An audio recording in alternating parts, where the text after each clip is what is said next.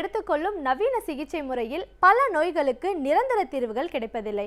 ஆனால் பாரம்பரிய மருத்துவத்தில் எல்லா நோய்களையும் முழுமையாக குணப்படுத்தலாம் என்கிறார் டாக்டர் கௌதமன் அவர்கள். நிகழ்ச்சியில் அடுத்த பகுதியாக வரவிருப்பது பல்லாண்டு வாழ்ந்திட. அன்பான கலைஞர் தொலைக்காட்சி நேயர்களுக்கு என்னோட இனிமையான காலை வணக்கங்கள். இன்றைக்கி நம்ம பார்க்கக்கூடிய தாவரத்துடைய பெயர் மதுரகம் அப்படின்னு சொல்லக்கூடிய ஒரு கொடிவகை தாவரம். இதற்கே மதுரகம் அப்படின்னு பெயர் வந்ததுன்னா, பொதுவாக இந்த தாவரம் பார்த்திங்கன்னா அதோடைய தண்டு பகுதி வேர் பகுதி தான் நம்ம மருந்துக்கு பயன்படுத்தக்கூடியது. சர்க்கரை வருவதற்கு முன்பு, சர்க்கரை இல்லாத நேரங்களில் கிராமங்களில் இந்த மூலிகை கிடக்கக்கூடிய இடங்கள்லாம் பார்த்திங்கன்னா இந்த தண்டு பகுதியை எடுத்து தண்ணீரில் போட்டு கொதிக்க வைத்து அந்த தண்ணீரை இனிப்பாக பயன்படுத்தக்கூடிய ஒரு வழக்கம் இருந்ததை நம்ம பார்க்குறோம். அதனால தான் இதற்கு மதுரகம் அப்படின்னு பேர்.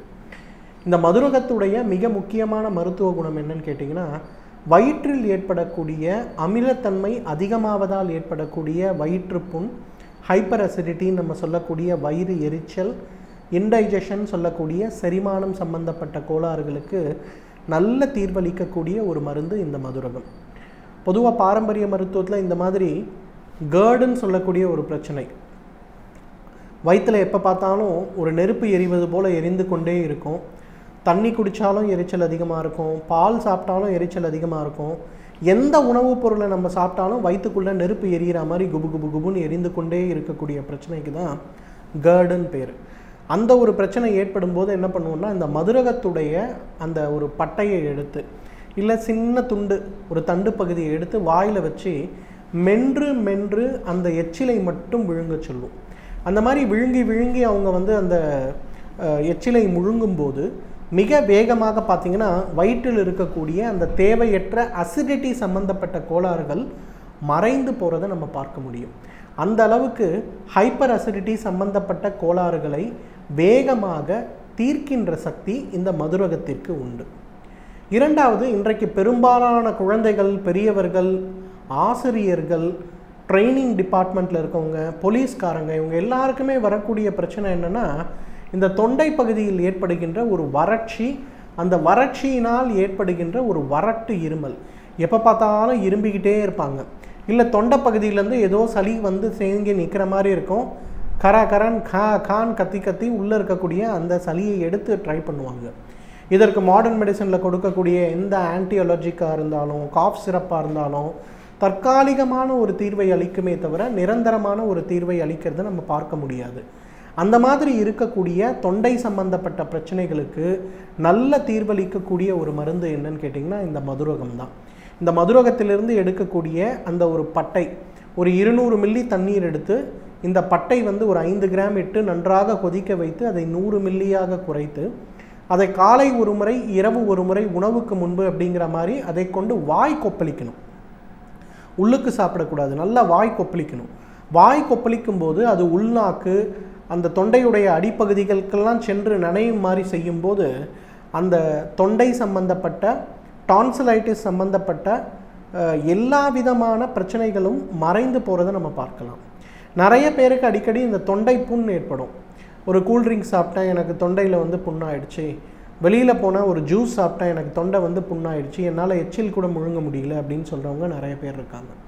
அவங்களுக்கெல்லாம் நல்ல குணமளிக்கக்கூடிய ஒரு மூலிகை சம்பந்தப்பட்ட அதிவேகமாக தொண்டை வலியை குணப்படுத்தக்கூடிய ஒரு ஆன்டிசெப்டிக் சொல்யூஷன் அப்படின்னா இந்த மதுரகத்தை கொதிக்க வைத்து எடுக்கப்பட்ட இந்த ஒரு கஷாயத்தை நாம் சொல்லலாம். இந்த மதுரகத்துக்கு இருக்கின்ற இன்னொரு மிக முக்கியமான குணம் என்னன்னு கேட்டிங்கன்னா, வயிற்றில் ஏற்படுகின்ற வாய்வு தொந்தரவுகளுக்கும் இது ஒரு சிறந்த மருந்துன்னு சொல்லுவோம்.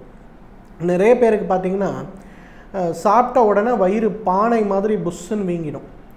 நிறைய இன்றைக்கு இந்த மார்க்கெட்டிங் ஃபீல்டில் இருக்கக்கூடிய எக்ஸிக்யூட்டிவ்ஸ்னால் நிறைய பேர் பார்த்திங்கன்னா மத்தியான நேரத்தில் அவங்க எந்த வேலையுமே செய்ய முடியாமல் கஷ்டப்படுறாங்க. வயிறு பானை போல் வீங்க ஆரம்பிக்கும். வயிற்றில் இருக்கக்கூடிய அந்த பெல்ட்டை கொஞ்சம் லூஸ் பண்ணால் தான் அவங்களால அடுத்த லெவலுக்கே நடக்க முடியறதை நம்ம பார்க்க முடியும். அந்த மாதிரி ஏற்படக்கூடிய பிரச்சனைகளுக்கு கூட வேகமாக தீர்வளிக்கக்கூடிய மருந்து இந்த மதுரகம். மதுரகத்துடைய அந்த ஒரு சின்ன துண்டு, ஒரு சுண்டு விரல் அளவுக்கு இருக்கக்கூடிய துண்டை எடுத்து வாயில் போட்டு மென்று அந்த எச்சிலை சாப்பிடும்போது, இன்றைக்கு நம்ம யூஸ் பண்ணக்கூடிய அந்த மவுத் ஃப்ரெஷ்னர்னு சொல்லுவோம். சாப்பிட்ட பிறகு, அசைவ உணவு சாப்பிட்ட பிறகுலாம் என்ன பண்ணுவோம்னா அந்த மவுத் ஃப்ரெஷ்னரை போட்டு நல்லா மென்று சாப்பிடுவோம். அந்த மாதிரி இந்த மதுரகத்திலிருந்து எடுக்கக்கூடிய அந்த ஒரு சூரணத்தை அல்லது அந்த ஒரு கட்டையை வாயில் வைத்து நன்றாக மென்று சாப்பிடும்போது பார்த்திங்கன்னா ஏதோ ஒரு பலூனில் காற்று இறங்குவது போல் கிடுகிடுன்னு வயிற்றில் இருக்கக்கூடிய அந்த ஒரு கேஸ் ட்ரபிள் மறைந்து போகிறத நம்ம பார்க்கலாம். மதுரகத்துக்கு இருக்கின்ற இன்னொரு மிக முக்கியமான குணம் என்னன்னு பார்த்தீங்கன்னா, நீரிழிவு நோயினால் ஏற்படக்கூடிய காயங்களையும் வெரிகோஸ் அல்சரையும் குணப்படுத்தக்கூடிய ரொம்ப அருமையான ஒரு மருந்து இது. அந்த காலத்தெல்லாம் இன்றைக்கு இருக்க மாதிரி ஆன்டிசெப்டிக் லிக்விடோ ஆன்டிபாக்டீரியல் லிக்விட்ஸோ எதுவுமே கிடையாது. அந்த காலத்துலலாம் என்ன பண்ணியிருக்காங்கன்னா, அறுவை சிகிச்சை செய்யும்போது ஈவன் பிரிட்டிஷ் காலத்தில் கூட 1945க்கு முன்பு கூட நிறைய இடங்களில் பார்த்திங்கன்னா 1 லிட்டர் தண்ணிக்கு 25 கிராம் இந்த மதுரகத்துடைய அந்த தண்டு பகுதியை போட்டு நல்லா கொதிக்க வச்சு அந்த தண்ணீரை இளம் சூடான நிலைமையில் கால்களில் இருக்கக்கூடிய அந்த காயங்களை கழுவ உபயோகப்படுத்தியிருக்காங்க. பிரிட்டிஷ் காலத்தில் பார்த்திங்கன்னா முதல் மற்றும் 2வது உலகப்போர் நடக்கும்போது நிறைய பேருக்கு காயங்கள் ஏற்பட்டது. அப்போ பார்த்திங்கன்னா அந்த டெட்டனஸ் சம்மந்தப்பட்ட இன்ஃபெக்ஷன், மற்ற இன்ஃபெக்ஷன் ரொம்ப அதிகம். அந்த டைம்லலாம் பார்த்திங்கன்னா ஊண்டு க்ளீன் பண்ணுறதுக்கு அதிகமான ஆன்டிசெப்டிக் லிக்விட்ஸோ ஆன்டிபயோட்டிக் மருந்துகளோ கூட கிடையாது. அப்போல்லாம் பார்த்திங்கன்னா பாம்பேயில் இருக்கக்கூடிய இன்ஸ்டியூட் ஆஃப் மெடிக்கல் சயின்சஸில் பார்த்திங்கன்னா இன்றைக்கி கூட ப்ரூஃப் வச்சுருக்காங்க. இந்த மதுரகத்திலிருந்து எடுக்கக்கூடிய அந்த வேரை இட்டு கொதிக்க வச்சு அதிலிருந்து கிடைக்கக்கூடிய கஷாயத்தை வைத்து அந்த காயங்களை கழுவுவதற்கும் தோலில் ஏற்பட்ட சிராப்புகளை மாற்றுவதற்கும் பயன்படுத்தியிருக்காங்க. இன்னும் அட்வான்ஸ்டாக பார்த்திங்கன்னா இந்த மதுரகத்தை அரைத்து துணியிலிட்டு சலித்து எடுக்கக்கூடிய அந்த ஒரு சூரணத்தை காட்டனில் அப்ளை பண்ணி அதை காயத்து மேலே வச்சு கட்டி அந்த காயங்களை குணமாக்கியிருக்காங்க. அந்தளவுக்கு டயபெட்டிக் அல்சர்ஸாக இருந்தாலும் சரி அல்லது வெரிகோஸ் வெயின்ஸில் ஏற்படக்கூடிய அல்சர்களாக இருந்தாலும் சரி, அதை குணப்படுத்துவதற்கு நல்ல ஒரு மருந்து என்னென்னா இந்த மதுரகம் தான். எனவே நேயர்களே, இந்த மதுரகத்தை பொறுத்தவரையிலும் வயிறு எரிச்சல் சம்பந்தப்பட்ட கோளாறுகளுக்கும் கேர்டுன்னு சொல்லக்கூடிய ஹைப்பர் அசிடிட்டி சம்பந்தப்பட்ட கோளாறுகளுக்கும் வாய்வு தொந்தரவுகளுக்கும் தொண்டை சம்பந்தப்பட்ட டான்சிலைட்டிஸ் லாரஞ்சைட்டிஸ் சம்பந்தப்பட்ட பிரச்சனைகளுக்கும் இயற்கை கொடுத்திருக்கின்ற மிகச்சிறந்த அருமருந்து. வெளி உபயோகமாக உடலில் ஏற்படுகின்ற டயபெட்டிக் அல்சர், வெரிகோஸ் அல்சர் இவற்றை கழுவுவதற்கு உபயோகப்படுத்துகின்ற ஒரு நல்ல ஆன்டிசெப்டிக் நீர்னு இதை சொல்லலாம். தகுந்த மருத்துவ ஆலோசனையோட சரியான முறைப்படி இதை உபயோகப்படுத்தினோமேயானால் நம்மாலும் பல்லாண்டு காலம் ஆரோக்கியமாக வாழ்ந்திட முடியும். சமூகத்தில் நடக்கும் நல்ல செயல்களில் நம்முடைய பங்களிப்பு என்னவாக இருக்கிறதோ அதே போன்று தீய செயல்களை தட்டி கேட்பதிலும் நம்முடைய பங்களிப்பு இருக்க வேண்டும் என்கிறார் மனுஷபுத்திரன் அவர்கள். இன்றைக்கு என்ன பயனுள்ள தகவல்களை நம்மிடையே பகிர்ந்து கொள்ள வந்திருக்கிறார் என்பதை கவனிக்கலாம். நிகழ்ச்சியில் அடுத்த பகுதியாக வரவிருப்பது தீதும் நன்றும்.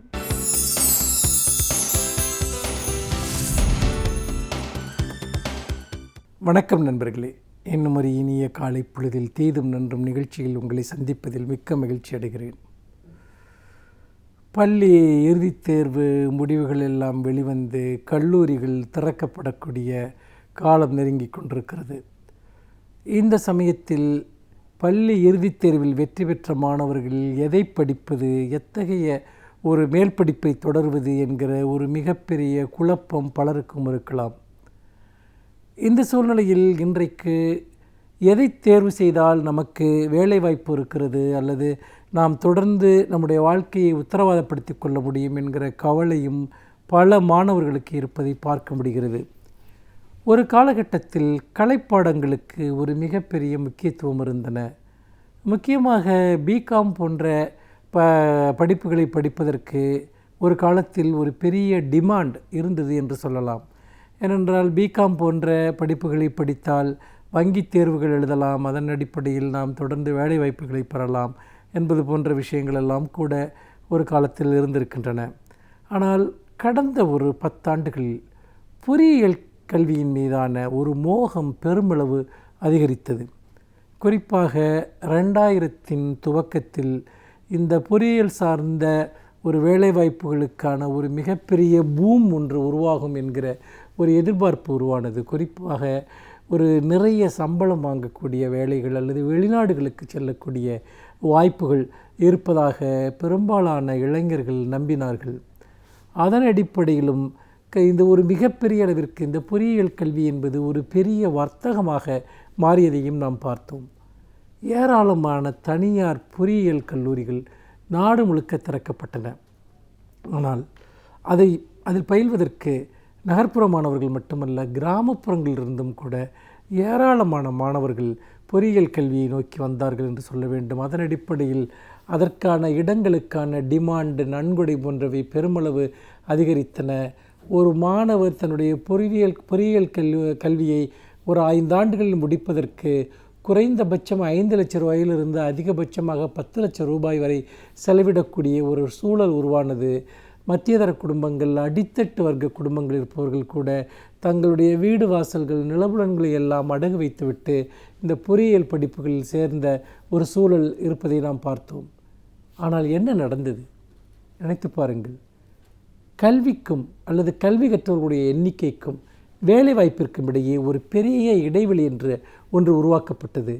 அதன் அடிப்படையில் இன்றைக்கு 100ல் 10 பேருக்கு மட்டும்தான் வேலை வாய்ப்புகள் இருக்கிற நிலையில் பொறியியல் சார்ந்த துறைகளில் 100 பட்டதாரிகளை 10 பேருக்கு வேலை இருக்கிறது என்றால் 100 பேரை உருவாக்கக்கூடிய ஒரு அபத்தமான ஒரு சூழல் என்பது உருவானது.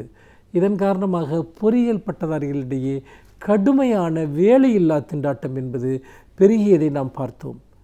இது தமிழ்நாட்டில் ஒரு விசித்திரமான ஒரு சூழல் உருவானது. நிறைய இடங்களில் வேலைக்கு ஆட்கள் தேவை என்கிற ஒரு நிர்பந்தம் பல இடங்களில் இருக்கிறது. அதாவது கணக்காளர்களாகவோ அல்லது வேறு பல அடிப்படை பணிகளுக்காகவோ அல்லது ஒரு விதமான கலை அறிவு பாடங்கள் சார்ந்து கற்றவர்களுக்கான தேவைகள் என்பது அதிகரித்திருக்கிறது. அல்லது குறைந்தபட்சமான தொழில்நுட்ப தகுதிகள் தேவைப்படக்கூடிய வேலைகளுக்கான தேவையும் அதிகரித்திருக்கிறது. நிறைய தொழிற்சாலைகளில், நிறுவனங்களில் வேலைக்கு ஆட்கள் தேவை என்கிற ஒரு நிர்பந்தம் இருந்து கொண்டேதான் இருக்கிறது. ஆனால் இந்த பொறியியல் பட்டதாரிகள் பெரும்பாலானோர் தேவை எந்த வேலைக்கு இருக்கிறதோ அந்த வேலைக்கு செல்ல முடியாதவர்களாக மாறிவிட்டார்கள். அப்படிப்பட்ட ஒரு சூழ்நிலையில் வேலையில்லா திண்டாட்டம் ஒரு புறமும், வேலைக்கு ஆட்கள் தேவை என்கிற நிர்பந்தம் இன்னொரு புறமுமாக ஒரு வினோதமான, ஒரு வித்தியாசமான, ஒரு துரதிர்ஷ்டவசமான ஒரு சூழல் இங்கு உருவாக்கப்பட்டிருப்பதை நாம் பார்க்கிறோம். ஆண்டிற்கு 1.5 லட்சம் பொறியியல் பட்டதாரிகள் கல்லூரிகளிலிருந்து வெளியே வருகிறார்கள். ஆனால் அவர்களில் எவ்வளவு பேருக்கு வேலை வாய்ப்புகள் இருக்கின்றன? எவ்வளவு புதிய தொழில்கள் இங்கு தொடங்கப்படுகின்றன? வெளிநாட்டுகளில் எத்தனை சதவீத வேலை வாய்ப்புகள் இருக்கின்றன என்று பார்த்தால் பெரும்பாலான பொறியியல் பட்டதாரிகள் இன்றைக்கு ஏதாவது ஒரு குறைந்தபட்ச ஒரு வேலை கிடைத்தால் போதும், சும்மா இருக்கிறோம் என்கிற அவச்சொல்லிலிருந்து விடுபட்டால் போதும் என்கிற நிலையில், ஒரு 6,000 ரூபாய் 7,000 ரூபாய் சம்பளம் கிடைத்தால் கூட போதும் என்கிற நிலையில் தான் இன்றைக்கு பெரும்பாலான பொறியியல் பட்டதாரிகள் வேலை தேடிக்கொண்டிருக்கிறார்கள் அல்லது வேலையில் இருக்கிறார்கள். கூரியர் நிறுவனங்களில் கூட பிஇ போன்ற படிப்புகளை படித்த இளைஞர்கள் வேலை செய்கிறார்கள், உணவகங்களில் வேலை செய்கிறார்கள் என்கிற செய்திகள் எல்லாம் வருகின்றன. இது நம்முடைய கல்வி முறையினுடைய ஒரு மிகப்பெரிய ஒரு வீழ்ச்சி. இன்னொரு புறம் இவ்வளவு அதிகமான தனியார் பொறியியல் கல்லூரிகளுக்கு அனுமதி கொடுத்துவிட்டு இன்றைக்கு ஒவ்வொரு ஆண்டும் 1 லட்சத்திற்கும் மேற்பட்ட இடங்கள், காலி இடங்கள் தனியார் பொறியியல் கல்லூரிகளில் இருக்கின்றன என்கிற ஒரு நிலையும் ஏற்பட்டிருக்கிறது. பல பொறியியல் கல்லூரிகளை கலை அறிவியல் கல்லூரிகளாக மாற்றுவதற்கான ஒரு சூழலும் ஏற்பட்டிருக்கிறது என்று கூட செய்திகள் கூறுகின்றன. இப்படி பொறியியல் படிப்பு என்பது ஒரு மிகப்பெரிய தேக்கத்திற்கு வந்துவிட்ட ஒரு சூழ்நிலையில் மாணவர்கள் தங்களுடைய எதிர்காலத்திற்கு கல்வியை தேர்ந்தெடுப்பதற்கு இந்த பொறியியல் என்கிற மாயையிலிருந்து விடுபடுவது மிக மிக முக்கியம். பொதுவாக நம்முடைய மாநிலத்தில் வேலைவாய்ப்புகள் பெரிய அளவிற்கு சுருங்கி போய்விட்டன. புதிய தொழில்கள் இல்லை, புதிய வேலைவாய்ப்புகளுக்கான சூழல் இல்லை. எதை படித்தாலும் வேலை கிடைக்குமா கிடைக்காதா என்கிற நிச்சயமின்மை இருக்கிறது. இந்த சூழ்நிலையில் வேலைவாய்ப்புகளே இல்லாத பொறியியல் போன்ற படிப்புகளுக்கு அதிக அளவிற்கு பணத்தை முதலீடு செய்வது என்பது மடமை என்பதை பெற்றோர்களும் மாணவர்களும் உணர்வது மிக முக்கியம். அதற்கு பதிலாக ஏதாவது ஒரு துறை சார்ந்து தங்களுடைய திறனை வளர்த்து கொள்ளக்கூடிய கல்விகளை, அது கணினி தொடர்பான விஷயங்களாக இருக்கலாம், கணக்கியல் தொடர்பாக இருக்கலாம், மொழி அறிவு தொடர்பான விஷயங்களாக இருக்கலாம், அல்லது நீங்கள் ஒரு ஆசிரியர் பயிற்சிகள் போன்ற விஷயங்களாக இருக்கலாம். ஏதாவது ஒரு துறை சார்ந்து தங்களுடைய கல்வியை மாணவர்கள் திட்டமிட்டு கொள்ள வேண்டும். இன்னொன்று, இன்றைக்கு அதிக சம்பளம் தரக்கூடிய வேலைகள் என்பது பெரிய அளவிற்கு சுருங்கிவிட்டது. ஒரு காலகட்டத்தில் தனியார் நிறுவனங்கள் மிகப்பெரிய அளவிற்கு வேலைவாய்ப்புகளை உருவாக்கின. இன்றைக்கு அந்த நிலை இல்லை. அதே போல் அரசு வேலைவாய்ப்புகளில் கூட பெரும்பாலான காலியிடங்கள் நிரப்பப்படுவதே இல்லை என்பதுதான் யதார்த்தமாக இருக்கிறது. அப்படிப்பட்ட ஒரு சூழ்நிலையில் அதிகமான சம்பளம் என்கிற ஒரு கனவோடு பெரிய அளவிற்கு பணத்தை விரயமாக்கி கற்கக்கூடிய கல்விக்கு பதிலாக எதற்கு தேவை இருக்கிறது என்பதை நீங்கள் பாருங்கள். அப்படிப்பட்ட படிப்புகளை தேர்வு செய்யுங்கள். அந்த அளவில் தான் இன்றைக்கு கலைப்பாடங்களை கற்கக்கூடியவர்களுக்கு அறிவியல் பாடங்களை கற்பது, அது சார்ந்த ஒரு விருப்பங்கள் என்பது இன்றைக்கு மீண்டும் திரும்பி இருக்கிறது.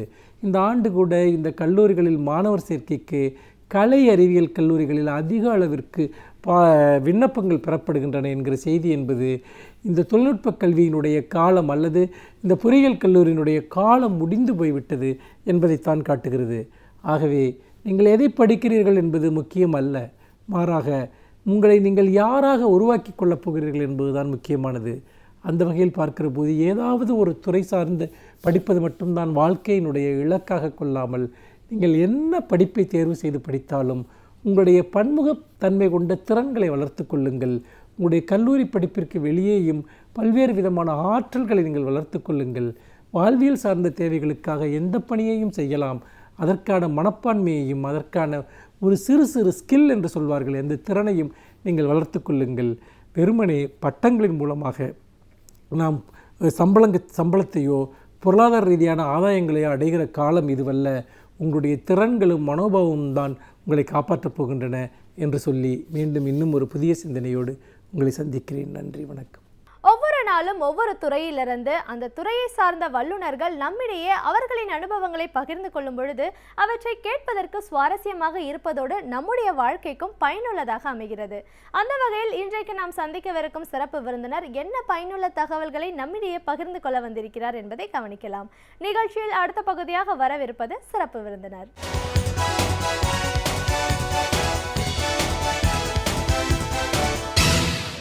வணக்கம் நேயர்களே, விடியலைவா நிகழ்ச்சியின் விருந்தினர் பகுதிக்கு உங்கள் அனைவரையும் அன்புடன் வரவேற்கிறோம். இன்று நம்மிடையே நிகழ்ச்சியில் பேச இருப்பது பகத்சிங் கண்ணன் அவர்கள். இவர் நாடகத்துறையில் தொடர்ந்து தனது பங்களிப்பை செய்து வருகிறார். அவருடைய பங்களிப்பு என்ன, அவருடைய சாதனைகள் என்ன, அவருடைய எதிர்காலம் லட்சியம் என்ன, இன்றைய நிகழ்ச்சியில் நாம் பேச போகிறோம். அவரை வரவேற்று அவருடன் பேசலாம்.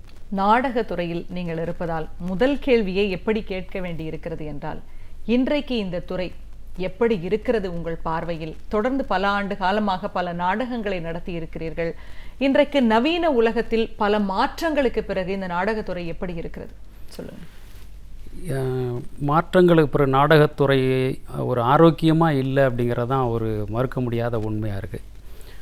காரணம் சூழல் மேலே நம்ம பழி போட்டாலும் கூட நாடகவியலாளர்கள், நாடக கலைஞர்கள், இந்த நாடக கலையை ஆதரிக்க வேண்டிய பொதுமக்கள் எல்லாருமே இது குறித்த ஒரு அக்கறையில் இருக்கிறதுனால தான் இந்த நாடகத்துறை கொஞ்சம் கொஞ்சமாக நலிவடைந்துக்கிட்டு வருது, அதனுடைய தன்மையை இழந்துக்கிட்டு வருது அப்படிங்கிறது தான் நிதர்சனமான உண்மை. ஒரு சில ஆறுதலான சில விஷயங்கள் அவ்வப்போது நடக்கிறது உண்டு. குறிப்பாக சொல்லணும்னு சொன்னால், அப்போ சென்னை சங்கமம் மாதிரியான நிகழ்ச்சிகள் கிடைக்கும்போது அந்த கலைஞர்களுக்கு ஒரு கொஞ்சம் உற்சாகம், அவங்க ஒரு வாழ்க்கை சூழலில் ரொம்ப கஷ்டமான சூழலில் இருக்கிறவங்களுக்கு ஒரு சிறிய வருமானம் அப்படிங்கிற கிடைக்கும்போது கொஞ்சம் உற்சாகம் அடைகிறாங்க. அதே மாதிரி சில தொண்டு நிறுவனங்கள், சில கல்லூரி நிகழ்ச்சிகள் மாணவர்களை உற்சாகப்படுத்துறதுக்கு கலை நிகழ்ச்சிகள் பண்ணுறதுக்காக சில நாடகங்களை பண்ணும்போது புராண நாடகங்கள், முற்போக்கான கருத்துக்கள் நாடகங்களை தேடி போட சொல்லி கேட்குறதும், இந்த மாதிரியான தொண்டு நிறுவனங்கள் சில அமைப்புகள், சில மன்றங்கள், சில அமைப்புகள் இந்த நாடகக்கலையை பாதுகாக்க வேண்டும் உண்மையிலேயே அக்கறையுள்ள சில அறிஞர்கள் அப்பப்போ இந்த நாடகங்களை போடுங்க, இந்த மாதிரியான கருத்துக்கள் நாடகங்கள் கொண்டு வாங்க. முன்னாடி இருக்க அறிஞர்கள், நாடகவியலாளர்கள், அண்ணா கலைஞர் அவர்களுடைய நாடகங்கள் மீண்டும் போடணும் அப்படிங்கிற அவசியத்தை எடுத்து சொல்லும்போது அதை கட்டாயம் அப்போ நாடகம் போடணுன்ற அந்த உந்துதல் வரும்போது சில நாடகங்கள் போட வேண்டிய சூழல் ஏற்படும் போது அது கொஞ்சம் ஒரு ஆறுதலாகவும் உற்சாகம் அளிக்கக்கூடிய விஷயமா இருக்கே தவிர, உண்மையில் இந்த நாடக சூழல் கொஞ்சம் பலவீனமாகவும் கவலை அளிக்கக்கூடியதாகவும் தான் இருக்குது. கண்டிப்பாக நீங்கள் பேசும்பொழுது பேரறிஞர் அண்ணா அவர்களை பற்றியும் திமுக தலைவர் கலைஞர் அவர்களை பற்றியும் குறிப்பிட்டீர்கள். இருவருமே நாடகத்துறைக்கு மிகப்பெரிய பங்களிப்பை செய்திருப்பவர்கள். அந்த நாடகங்களின் மூலமாக மக்களுக்கு மொழி அறிவையும் மொழியை வளர்க்கக்கூடிய ஒரு ஆர்வத்தையும் வந்து தொடர்ந்து ஏற்படுத்தி கொண்டே இருந்தார்கள். அதை பற்றி சொல்லுங்க. குறிப்பாக திராவிட இயக்கங்களின் பங்களிப்பு நாடகத்துறையில் என்னவாக இருந்தது, எந்த அளவிற்கு அந்த காலகட்டத்தில் ஒரு மிகப்பெரிய எழுச்சியை ஏற்படுத்தியதுன்னு சொல்லுங்க. என்னை போன்ற அந்த 80கள் இளைஞர்கள்லாம் நாடகத்துறைக்கு வந்தது மிக முக்கிய காரணமே வந்து அண்ணாவுடைய கலைஞருடைய நாடகங்கள் தான். சிவாஜி கணேசனுடைய சிவாஜி கண்ட இந்திராஜ்யம் நாடகம், மனோகரா, பராசக்தி போன்ற படங்களாக இருந்தாலும் அது நாடகமாக வந்து படங்களாக வந்தது நான் கேள்விப்பட்டேன். அந்த நாடக வசனங்களை உச்சரித்து சிவாஜி மாதிரி பேசி அந்த உற்சாகத்தில் தான் நாங்கள் நாடகத்துறைக்கு வரணும்னு சொல்லி வந்த உண்மையான விஷயம் அது. அந்த அப்போ வந்து மேடைகளில் வந்து முன்ன புராண இதிகாச நாடகங்கள் தான் நடந்துட்டு இருந்ததுனால கேள்விப்பட்டிருக்கோம், படிச்சிருக்கோம். அது வந்து மீண்டும் மீண்டும் மகாபாரதம், ராமாயணம் போன்ற விஷயங்களை மீண்டும் மீண்டும் அதே பழைய விஷயங்களை பேசிக்கிட்டு இருந்த இந்த காலகட்டத்தில் கலைஞர்களுடைய அண்ணாவுடைய நாடகங்கள் தான் மக்கள் மத்தியில் ஒரு பகுத்தறிவு கருத்துக்களை, முற்போக்கான விஷயங்களையும் சொல்லி நெருப்பு மாதிரி போய் சேர்ந்த விஷயங்கள் தான் எங்களை மாதிரி இளைஞர்களை அன்றைக்கி ஈர்த்தது. நாடகத்துறைக்கு வரணும் அப்படிங்கிற ஒரு கட்டாயத்தை ஏற்படுத்தினது அந்த விஷயங்கள் தான். கிராமத்திலேருந்து சென்னை நோக்கி எங்களை தள்ளிக்கிட்டு வந்தது அந்த விஷயந்தான். அப்போது வந்து அமைச்சூர் நாடகங்கள் தான், குழுக்கள் தான் நிறைய. இந்த மாதிரியான நாடகங்கள் வந்து ரொம்ப அரிதாக தான் சில பேர் தான் நடத்திக்கிட்டு இருந்தாங்க. நாங்கள் வேறு வழி இல்லாமல் அந்த அமைச்சூர் நாடக குழுக்களில் போய் சேர்ந்து ஏதோ ஒரு சமூக நாடகங்கள், ஏதோ ஒரு கதை அப்படி சொல்லி நடிச்சுக்கிட்டு இருந்த காலகட்டத்தில் தான் இந்த மாதிரியான முற்போக்கு இயக்கங்களுடைய தொடர்பு ஏற்பட்டு வந்து நாங்கள் இந்த முற்போக்கான நாடகங்கள் எடுத்து பண்ண ஆரம்பித்தோம். அப்போது வந்துட்டு சிவாஜி கண்ட இந்திராஜ்ய நாடகத்தை பற்றி பலமுறை நாங்கள் கேள்விப்பட்டிருக்கிறோம். சிவாஜி அதில் தான் அவருக்கு சிவாஜின்னு பேர் கிடச்சிது. பெரியார் அவர்கள் வந்து சொன்னாங்க. அப்புறம் வந்து சிவாஜி கண்ட இந்திராஜ் நாடகத்தில் அண்ணா அவர்களும் கலைஞர் அவர்களும் நடித்த விஷயங்கள்லாம் கேள்விப்பட்டேன். அந்த நாடகங்களை நாங்கள் வந்து யார் வாய்ப்பு கொடுக்காமலேயே நாங்களே போய் அந்த புத்தகங்களை வாங்கி, பூம்புகார் பதிப்பகத்தில் அந்த புத்தகத்தை வாங்கி நாங்களே பயிற்சி எடுத்துக்கிட்டே இருப்போம். சின்ன சின்ன ஒரு 10 நிமிஷம் 15 நிமிஷம் நாடகமாக நாங்களே ஒத்திகை மாதிரியே போட்டு காமிப்போம். ஒரு உதாரணத்துக்கு சொல்லணும்னு சொன்னால் எம்.ஆர். ராதா அவர்களை பற்றி நான் படிச்சிருக்கிறேன், கேள்விப்பட்டிருக்கிறேன். நாடகத்துக்கு அனுமதி கிடைக்காது, ஒத்திகை பார்த்துக்கிட்டு இருப்பாங்க. நாடகத்துக்கு தடை செய்யப்பட்டிருப்பாங்க. இப்போ 1954 நாடக தணிக்கை சட்டம், தடை சட்டம்லாம் வந்தது கேள்விப்பட்டிருக்கிறோம். அப்போது வந்து நாடகத்தை தடை செய்யப்பட்டது அப்படின்னு டிக்கெட்லாம் கூட விற்றுருப்பாங்க, நாடகம் போட முடியாது. அப்போ அவர் ஒரு உத்தியை கடைப்பிடிச்சிருக்கிறார். ஒரு மண்டபத்தில் வந்து நாங்கள் நாடக ஒத்திகையை நடத்துகிறேன், ஒத்திகையெல்லாம் ஜனங்கள்லாம் பார்க்குறதுக்கு வாங்க அப்படின்னு சொல்லி கூப்பிட்டு அங்கே ஒத்திகைங்கிற பேரில் நாடகமே நடக்கும். அப்போ நாடகத்தை பார்த்த மாதிரி இருக்கும், ஒத்திகை தான் நடந்ததுன்னு சொல்லி அந்த மாதிரியான ஒரு உத்தியை கடைப்பிடிச்சி அப்போ அந்த ஒரு வேகம் இருக்குல்ல, மக்களிடம் இந்த கருத்தை கொண்டு போய் சேர்த்தே ஆகணும் அப்படிங்கிற வேகத்தெல்லாம் நாங்கள் படிக்கும்போது இந்த மாதிரி நம்மளும் வந்து நாடகம் போடணும், மக்களோட கருத்தை கொண்டு போகணும், நம்மளுடைய ஒரு நல்ல ஒரு கலைஞராக உருவாகணும் அப்படிங்கிற உத்வேகம் தான் எங்களுக்கு வந்து இந்த நாடகத்தை நோக்கி தள்ளினது. அப்படி நடித்த நாடகம் தான் நாங்கள் வந்து சிவாஜி கண்ட இந்திராஜா. நான் சிவாஜியாக நடித்தேன். அதில் வந்து ஒரு உற்சாகமளி கூட ஒரு விஷயம்னு சொன்னால், அண்ணா பரிமளம் அவர்கள் வந்து அந்த நாடகத்தை பார்க்க வந்தாங்க. எங்களுக்கு ஒரு வித பயம். அண்ணாவுடைய நாடகம், சிவாஜி நடித்தது, அண்ணா அவர்களுடைய கலைஞர்கள்லாம் பங்கேற்ற நாடகம் எப்படி இருக்குமோ, எப்படி சொல்லுவாரோ அப்படிங்கிற பயத்தோடு அந்த நாடகம் நடத்தினோம். அதில் இப்போ சமீப காலமாக இந்த சாதிய தாக்குதல்கள், கீழ்த்தட்டு மக்கள் மீது ஒரு தாக்குதல்கள் எல்லாத்தையும் குறிப்பிட்டு ஒரு கதை சொல்லிங்கிற ஒரு கதாபாத்திரம் மூலமாகவும் அதை சொல்லியிருந்தோம். அப்போ நாடகம் வந்து அண்ணாவுடைய நாடகத்தை சிதைச்சிடக்கூடாது, அதை அப்படியே சொல்லணுங்கிற விஷயத்தை தாண்டி இந்த ஒரு விஷயம் செய்கிறமே ஒரு நெருடலோடு தான் இருந்தது. ஆனால் அண்ணா பரிமளம் அவர்களை வந்து நாடகம் முடிஞ்ச உடனே பாராட்டி, உண்மையிலேயே ரொம்ப பொருத்தமாக அருமையாக பண்ணியிருக்கீங்க, எந்த விஷயத்தில் நெருடல் இல்லை, நம்மளை நல்லாயிருக்குன்னு சொல்லி பாராட்டினதோட அந்த ஒரு விஷயம் வந்து எங்களுக்கு ரொம்ப மகிழ்ச்சியாக இருந்தது. அதுக்கப்புறம் வந்து பகத்சிங்குடைய வரலாறு நாடகமாக நாங்கள் பண்ணோம். நான் அந்த பகத்சிங் கதாபாத்திரம் நடித்தேன். நான் அதனுடைய இதுதான் எங்களுடைய அந்த பேரோட வந்ததுன்னு வச்சுக்கலாம். வந்து அந்த நாடகம் வந்து இளைஞர்கள் வந்து இன்றைக்கி 23 வயசில் தூக்குமேடையை ஏறி அந்த பகத்சிங்குடைய அந்த வரலாறு இருக்குல்ல, அது கண்டிப்பாக இதில் நம்ம குறிப்பிட்டு பார்க்க வேண்டியது என்னென்னா, நம்ம இந்த முந்தைய காலகட்டம், சுதந்திரத்திற்கு முன்பாக இருந்த காலகட்டத்தில் நாடகங்கள் மூலமாக மிகப்பெரிய அளவில் தேசபக்தி மக்களிடம் கொண்டு சேர்க்கப்பட்டது. இந்த சுதந்திர போராட்டத்திற்கு மக்களின் எழுச்சிக்கு மிகப்பெரிய வித்திட்டது நாடகங்கள் தான். அந்த வகையில் பகத்சிங்கை குறித்து நீங்கள் ஒரு நாடகத்தை போடும் பொழுது எந்த அளவுக்கு வரவேற்பு இருக்கிறதுன்னு சொல்லுங்க. அந்த விஷயத்தை அப்படியே கொண்டு சென்று சேர்க்க முடிகிறதா? மக்கள் பார்ப்பதற்கு காட்டக்கூடிய ஆர்வம் எப்படி இருக்கு சொல்லுங்க. பகத்சிங் நாடகத்தை நாங்கள் அறிவிக்கும் போது அவ்வளோ உற்சாகம் இல்லை. இது வந்து இன்னும் சொல்லப்போனால் ஒரு 3 வரியில் தான் பாட புத்தகத்தில் வருது. கலைஞர்களுடைய தூக்குமேடை குறிப்பு நாடகம் வந்து சிறு நூறில் நான் படிச்சிருக்கேன். நான் அது வந்து அதை வந்து கோடிட்டு நாங்கள் விளம்பரம் பண்ணோம். அதுவும் வந்து ஒரு செய்தியாக போய் சேர்ந்தது. அதுக்கப்புறம் நாடகம் பார்க்குறதுக்கு கொஞ்சமான குறைவான கூட்டம் தான் வந்தது. 2வது முறை 3ஆம் முறை போடும்போது அந்த நாடகத்தை பற்றிய செய்திகள் பத்திரிகைகளில் வரும்போது நல்ல வரவேற்பு இருந்தது.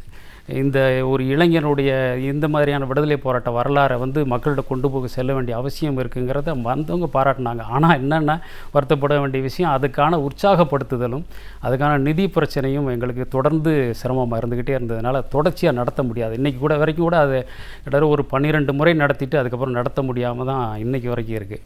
அதுக்கப்புறம் தான் அடுத்த கட்டமாக நாங்கள் இந்த மீண்டும் வந்து சிவாஜி கணேசன் ராஜ்யம் நாடகம் போடணும். இன்னும் குறிப்பாக அதை ஏன் போடணும்னு சொன்னோம்னா, இன்றைக்கி இருக்கிற இந்த சாதிய ஆணவ கொலைகள், சாதிய மோதல்கள், தாழ்த்தப்பட்ட மக்கள் மீது இன்னும் தாக்குதல் நடந்துக்கிட்டு இருக்கிற விஷயங்கள் வந்து அதை மக்களிடையே இன்னும் வந்து சில குறிப்பிட்ட அமைப்புகளை வந்து இந்த ஆதிக்க சாதிகளை தூக்கி பிடிச்சிக்கிட்டு நிற்கிற விஷயங்கள் இருந்து மீண்டும் இந்த திராவிட இயக்கங்கள் போட்ட நாடகங்கள் மக்களிடம் போய் சேர்க்க வேண்டிய கட்டாயம் இருக்குங்கிற அடிப்படையில் தான் நாங்கள் மீண்டும் அந்த விஷயங்களை செய்யணுன்ற ஆர்வமாக இருக்கோம். திராவிட இயக்கங்கள் அன்றைக்கு என்ன கருத்தாக்கங்களை மக்களிடம் நாடகங்கள் மூலமாக வைத்ததோ அதை இன்னும் வந்து தொடர்ந்து எடுத்து செல்ல வேண்டிய ஒரு பொறுப்பு இருக்கிறது. நாடகத்துறை மூலமாக அதை நன்றாக செய்யக்கூடிய வாய்ப்பு இருக்குது அப்படின்னு சொல்கிறீங்க.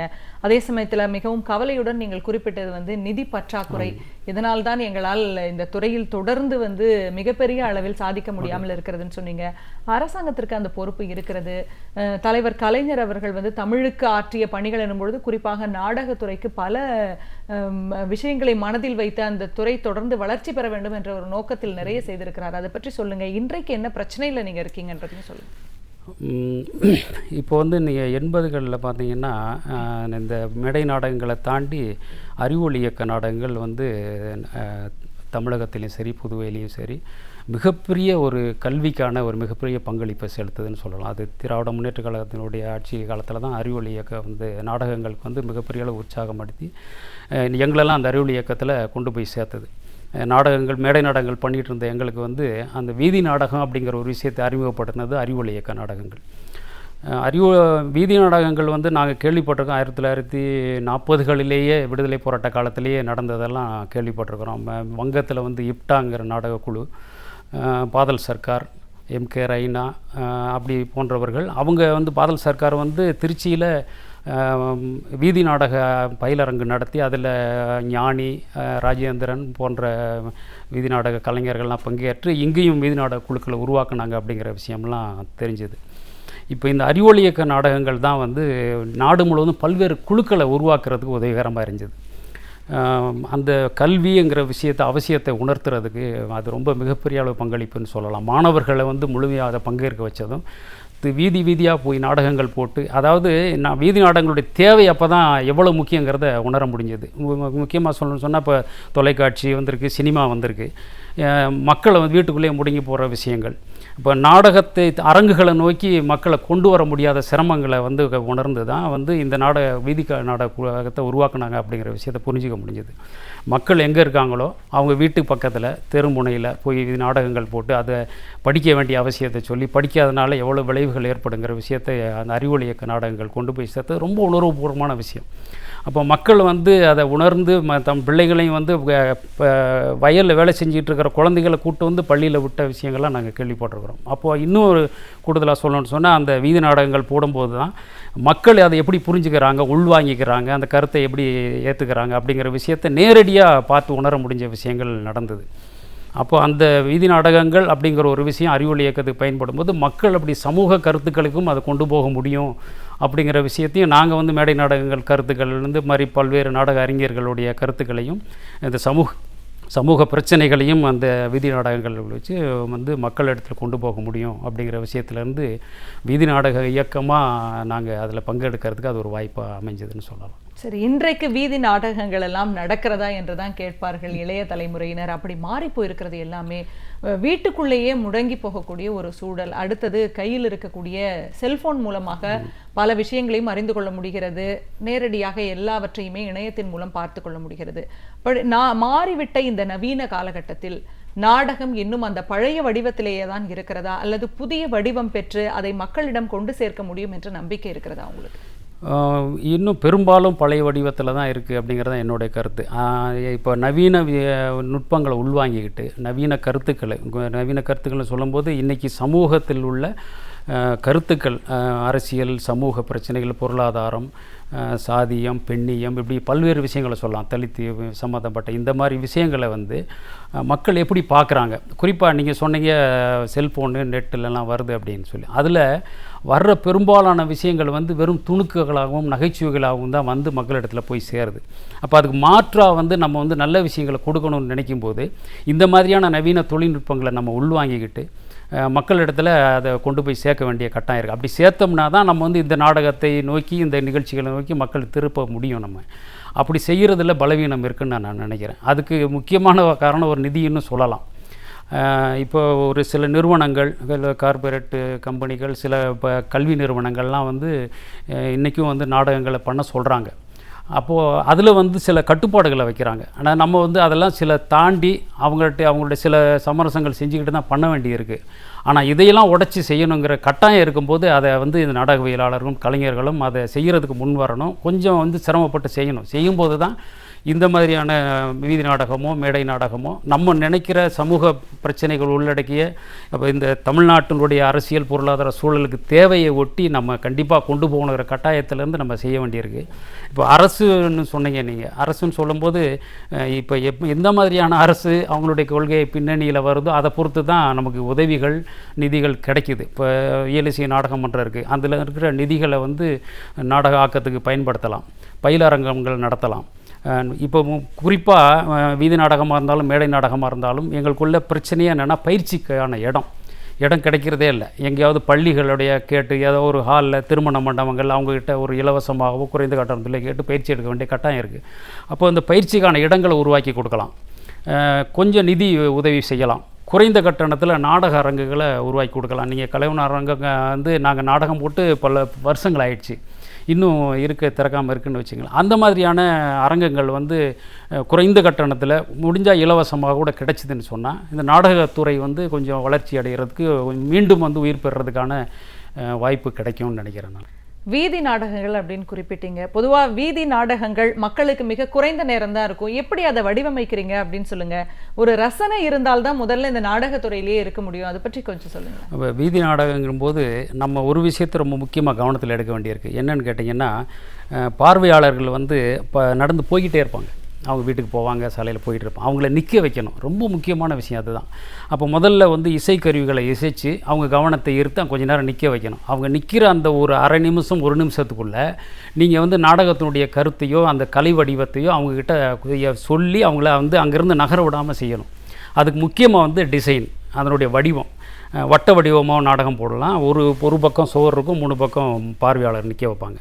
அப்போது பாட்டில் ஆரம்பித்து உடனே வந்து ரொம்ப நேரம் பாடிக்கிட்டு இருந்தாலும் போயிடுவாங்க. அப்போ வந்து நம்ம என்ன சொல்ல, எந்த நாடகத்துக்கு எந்த கருத்தை சொல்ல வர்றோம் அப்படிங்கிற விஷயத்தை முதல்ல உடனே துவைக்கிறணும். ரொம்ப நேரம் எடுத்துக்க முடியாது. அப்போ இது குடி தண்ணீர் பிரச்சனை அப்படின்னா குடத்தை தூக்கிட்டு போகிறவளே கொஞ்சம் நேரம் நில்லு அப்படின்னு பாட்ட ஆரம்பித்தோம்னு சொன்னால் நம்ம விஷயத்தை சொல்ல வர்றாங்க அப்படின்ற மாதிரி அவங்க இருப்பாங்க. அப்புறம் மாநகர்னு ஒரு நாடகம் பண்ணோம். அந்த நாடகத்தில் பார்த்திங்கன்னு சொன்னால் குடி தண்ணீர் பிரச்சனை, கழிப்பிட பிரச்சனை, இப்படி மக்களுடைய முக்கியமான பிரச்சனைகள் தான்.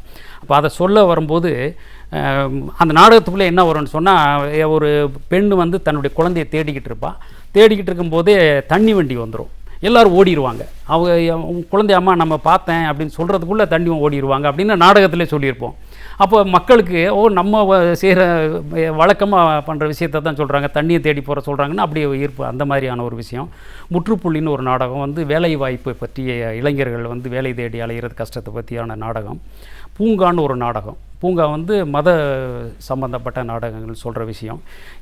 இன்னொரு நாடகம் வந்துட்டு இந்த மாதிரியான விவசாயம் வந்து அழிஞ்சிக்கிட்டு வருது. விவசாயிகள் வந்து எப்படி மற்றவங்களுடைய கார்ப்பரேட் கம்பெனி அல்லது வெளிநாட்டு முதலாளிகளால் வந்து தங்களுடைய வாழ்வாதாரத்தை இழந்துக்கிட்டு இருக்கிறாங்க, தன்னுடைய பொருளுக்கு கட்டுப்படியான விலை கொடுக்காம முடியாமல் போயிருக்காங்கன்னு சொல்லிட்டு அவங்க கஷ்டப்படுற விஷயங்கள்.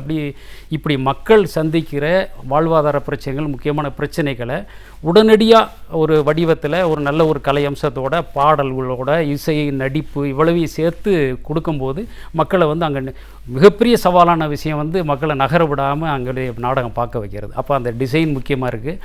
இன்னும் சொல்லப்போனால் வீதி நாடகத்துடைய சிறப்பு அம்சம் என்னன்னு கேட்டிங்கன்னா அதனுடைய எளிமை தான். நல்ல உடை இருக்காது, மேக்கப் போட முடியாது.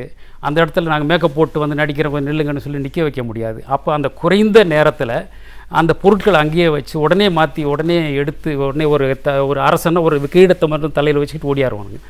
அவனே வந்து ஒரு போலீஸ்காரனாக மாறும்போது அந்த கிரீடத்தை தூக்கி போட்டு ஒரு தொப்பி எடுத்து தலையில் வச்சுக்கிட்டு வந்து ஒரு லட்டி எடுத்துக்கிட்டு விரட்டி வரணும். இப்படியான ஒரு வடிவங்கிறது மிகவும் அற்புதமான வடிவம். இதில் வந்து எந்த சினிமாவிலேயோ மேடை நாடகத்தில் கூட இந்த மாதிரியான ஒரு சவால் எதுவுமே இல்லை.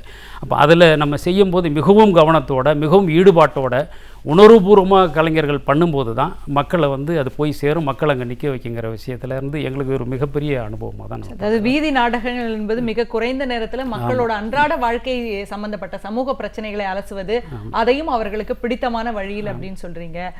நாடகங்கள் எனும் பொழுதே அதற்கு அடுத்த கட்டமாக திரைத்துறை மீது ஒரு தீராத ஆர்வம் எப்போதுமே இருக்கும் நாடக கலைஞருக்கு. அந்த வகையில் உங்களுடைய திரைத்துறை பங்களிப்பை பற்றி சொல்லுங்கள். நாங்கள் நாடகங்கள் செஞ்சுட்டு இருக்கும்போதே ஆவணப்படங்கள் குறும்படங்கள் எடுக்கிறதுக்கான ஒரு ஆர்வமும் அல்லது தேவையும் ஏற்பட்டது. அதாவது இப்போ நான் சொன்ன நவீன வடிவங்களை உள்வாங்கிக்கணுங்கிற அடிப்படையில் இந்த நாடகங்களையே வந்து ஆவணமாகவும் குறும்படமாக வடிவத்திலையும் கொடுத்தா வந்து மக்கள்கிட்ட கொண்டு போய் வீட்டில் கொண்டு போய் சேர்க்கலாமே அப்படிங்கிற ஆர்வத்தில் தான் நாங்கள் அந்த வடிவத்தில் சில நாடகங்களையும் அதையே வந்து ஒரு கதை படமாகவும் எடுக்க ஆரம்பித்தோம். அப்போ எடுத்துக்கிட்டு இருக்கும்போது தான் வந்து நினைவுகள் அழிவதில்லைங்கிற நாவலை படிக்க வேண்டிய வாய்ப்பு கிடச்சிது. அந்த நாவல் வந்து 1939 43 வரைக்கும் இன்றைக்கு கேரளாவில் இருக்கிற கையூருங்கிற கிராமம், அன்றைக்கு வந்து ஒன்றுபட்ட சென்னை மாகாணம். அதில் நிரஞ்சனாங்கிற ஒரு கன்னட எழுத்தாளர் கன்னடத்தில் எழுதின நாவல். அது தமிழில் வந்து PR பரமேஸ்வரன்கிற ஒரு மொழிபெயர்த்த நாவல். அது அந்த நாவலை வந்து குறும்படமாக செய்யலாமா அல்லது டெலிஃபிலிமாக பண்ணலாமான்னு யோசிச்சு அப்புறம் நண்பர்களுடைய உந்துதலால் திரைப்படமாகவே எடுத்துடலாம் அப்படின்னும்போது அதுக்கான வழக்கம் போல் தயாரிப்பாளர் இதுக்கெல்லாம் கிடைக்க மாட்டாங்க. ஒரு வியாபார ரீதியான வணிக படங்களுக்கு தான் தயாரிப்பாளர் வருவாங்கங்கிற அடிப்படையில் நண்பர்கள்லாம் சேர்ந்து ஒரு 27 லட்சம் ரூபாய் வந்து நிதியாக திரட்டி நன்கொடையாக திரட்டி எடுக்கப்பட்ட படம். அது நான் முதல் முறையாக எனக்கு இயக்குனராக அடுத்த கட்டத்துக்கு கொண்டு போய் சேர்த்தது அந்த படம். வணிக ரீதியாக வெற்றி பெறலைனால் கூட ஓரளவுக்கு மக்களிடம் கொண்டு போக முடிஞ்சது சில தன்னார்வ அமைப்புகள் இயக்கங்களுடைய உதவியால். இப்போ மீண்டும் அது அடுத்த கட்டத்துக்கு எனக்கு திரைப்படத்துறையில் அங்கே உள்ளே போகக்கூடிய வாய்ப்பு ஏற்படுத்தியிருக்கு. அடுத்த கட்டத்துக்கு போகணும்.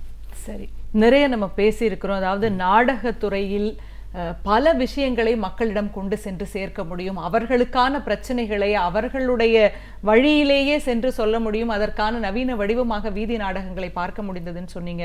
நம்ம பார்க்கலாம், தொடர்ந்து உங்களை போன்ற இந்த துறையில் ஆர்வம் இருப்பவர்களால் தான் இதை அடுத்தடுத்த தலைமுறைகளுக்கு கொண்டு சென்று சேர்க்க முடியும். உங்களுடைய ஆர்வத்தை விடாமல் அப்படியே வைத்திருங்கள், திரைத்துறையிலும் தொடர்ந்து உங்களுடைய பங்களிப்பை ஆற்றுங்கள். அதற்கான வாழ்த்துக்களுடன் இந்த நிகழ்ச்சியை நிறைவு செய்யலாம். நிகழ்ச்சியில் பங்கேற்றமைக்கு மிக்க நன்றி. ரொம்ப நன்றி. நாள்தோறும் பல புதிய தகவல்களுடன் நாம் அறிந்து கொள்ள வேண்டிய பல முக்கிய செய்திகளை அழகிய தமிழில் தொகுத்து இனிமையாக வழங்க வந்திருக்கிறார் பேராசிரியர் சுபவீர பாண்டியன் அவர்கள். நிகழ்ச்சியில் அடுத்த பகுதியாக வரவிருப்பது ஒன்றே சொல் நன்றே சொல்.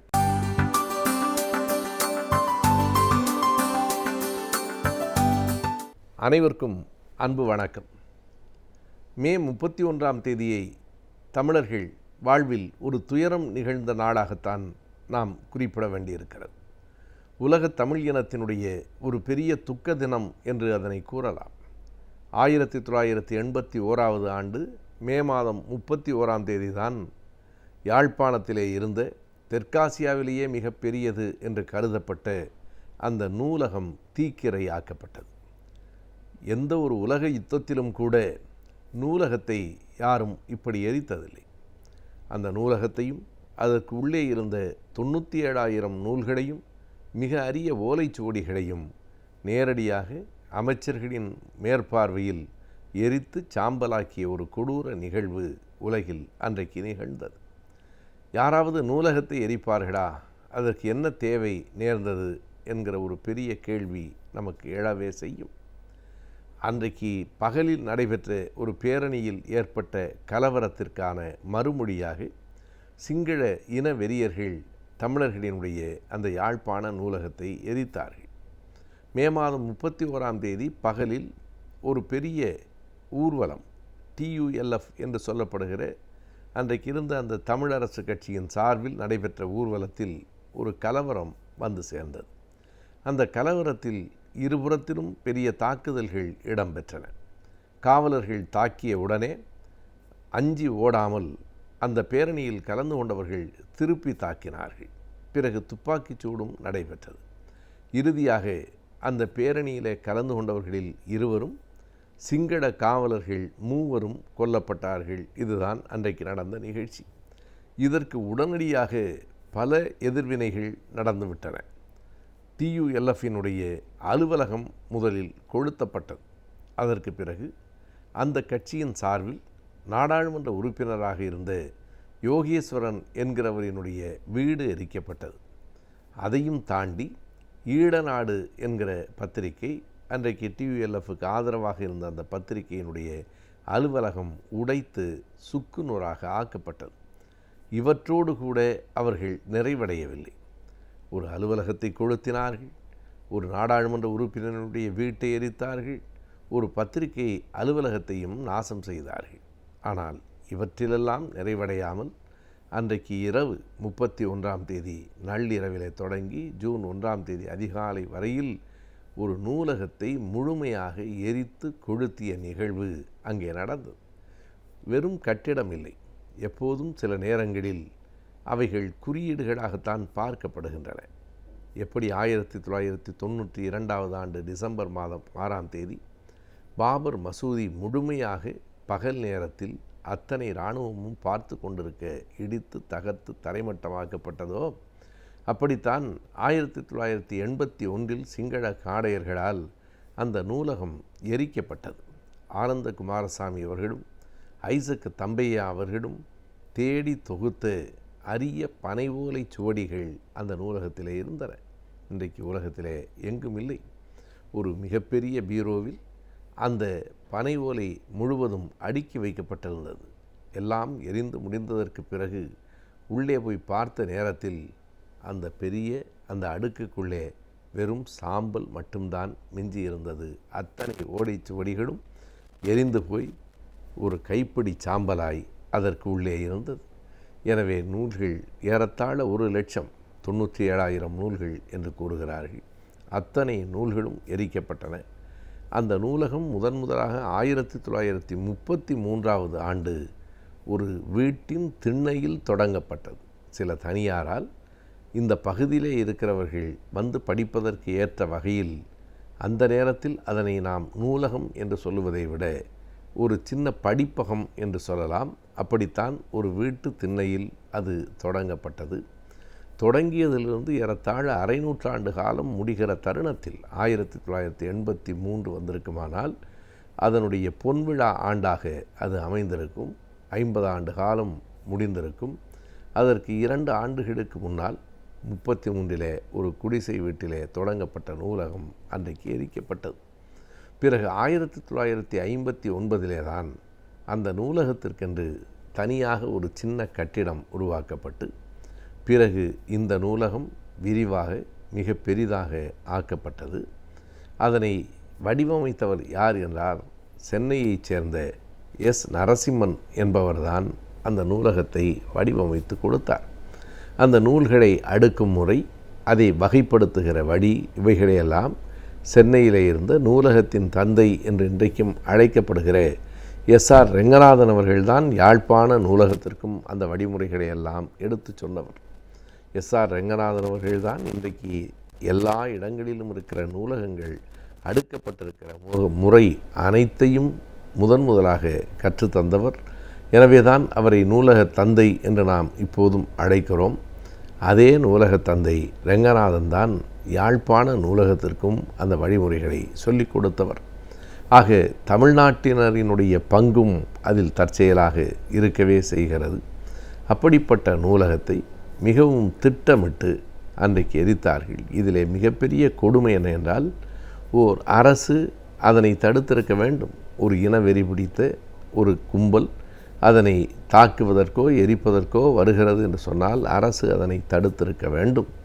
ஆனால் என்ன நடந்ததென்றால், அன்றைக்கு இலங்கை அரசினுடைய கேபினட் அமைச்சர்களாக இருந்த லலித் அதுலத் முதலி, காமினி ஜனநாயகா என்கிற 2 அமைச்சர்களும் அந்த இடத்தில் அருகிலேயே நின்று தீப்பற்றி எரிவதை வேடிக்கை பார்த்தார்கள் என்பது எவ்வளவு பெரிய கொடுமை.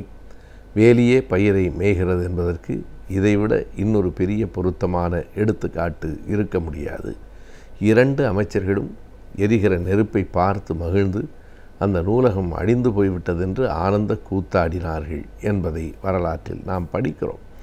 எனவே ஒரு அமைச்சர்கள் முன்னிலையில் என்றால் ஒரு அரசினுடைய முன்னெடுப்பில் காவலர்களும் சாதாரண உடுப்புகளை அணிந்திருந்த ரவுடிகளுமாக சேர்ந்து நூலகத்தை எரித்து முடித்தார்கள். தமிழர்கள் அறிவினால்தான் முன்னே நிற்கிறார்கள். படிப்பு தான் அவர்களுக்கு ஒரு பெரிய வெற்றியை தேடி தந்திருக்கிறது. எனவே அந்த நூலகத்தை, அறிவு கோயிலை அழித்து விட வேண்டும் என்று முடிவு செய்து அன்றைக்கு சிங்கள அரசு அதனை பின்புலத்திலே இருந்து ஆட்களை ஏவிவிட்டு அழித்தது, எரித்தது. மறுபடியும் இன்றைக்கு அந்த நூலகம் அங்கே கட்டப்பட்டிருக்கிறது என்றாலும் அழிந்து போன நூலகம் மிக பெரியது. இனி மறுபடியும் அந்த நூல்களையெல்லாம் கூட சேர்க்க முடியும் என்றாலும் எரிந்து போன ஓலைச்சுவடிகளை நம்மால் சேர்க்கவே முடியாது. அத்தனை பெரிய செல்வத்தை நாம் இழந்தோம். லலித் அதுலத் முதலி என்கிற அந்த சிங்கள அமைச்சர் அந்த நெருப்பு எரிவதை பார்த்து மகிழ்ந்தார். என்ன நடந்ததென்றால் 1993ஆம் ஆண்டு ஏப்ரல் 23ஆம் தேதி அதே போல ஒரு வெடிகுண்டில் நெருப்பில் எரிந்து அந்த அமைச்சர் அதுலத் முதலி இறந்து போனார். வரலாறு எப்படி திரும்பியது என்பதற்கு இதைவிட பெரிய சான்று எதுவும் இருக்க முடியாது. நூலகத்தில் பற்றி எரிந்த நெருப்பை பார்த்து ரசித்த லலித் அதுலத் முதலி 93ஆம் ஆண்டில் மறுபடியும் அவரும் அதே போல ஒரு வெடிகுண்டு வெடித்து அவர் உருவமே நெருப்பாய் பற்றி எரிந்து போனார். அந்த நூலகத்தை எரித்தவர் யார் என்று நெடுங்காலம் கண்டுபிடிக்க முடியாமலேயே இருந்தது. எனவே இந்த மே 31 என்பது தமிழ் இன வரலாற்றில் ஒரு அறிவு சார்ந்த சிந்தனையில் ஒரு துயரம் நிறைந்த நாள் என்று நான் குறிக்க வேண்டும். இன்றைய நவீன காலத்தில் பல புதிய தொழில்களும் அதற்கான வேலைவாய்ப்புகளும் வந்த வண்ணம் உள்ளன. அந்த வேலைக்கேற்ப கல்வி தகுதி என்ன என்பதையும் அந்த வேலைகள் எங்கு உள்ளது என்பதையும் பற்றி இன்றைய ஆலோசனை நேரத்தில் காணலாம்.